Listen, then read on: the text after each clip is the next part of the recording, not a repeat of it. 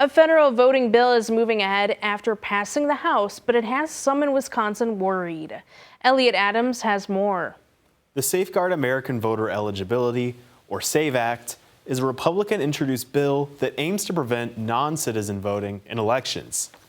It essentially would change voter registration rules so that prospective voters must provide proof of citizenship and provide a photo identification to vote.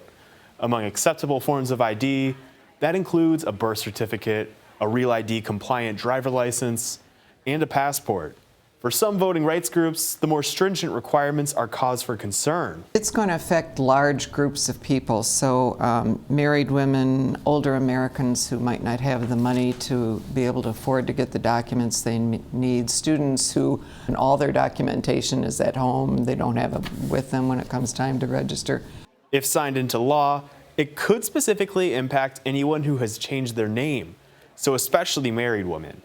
I reached out to Republican Representative Derek Van Orden, who voted in favor of the bill. He says requiring a photo ID to vote isn't controversial, and pointed to Gallup and Pew polling that found broad support for photo ID requirements. I also reached out to Democratic Senator Tammy Baldwin, who doesn't support the bill. She says the bill will make it harder for people to vote and thinks the bill is more about Trump's false claims the 2020 election was stolen rather than keeping elections safe and secure. Thanks, Elliot.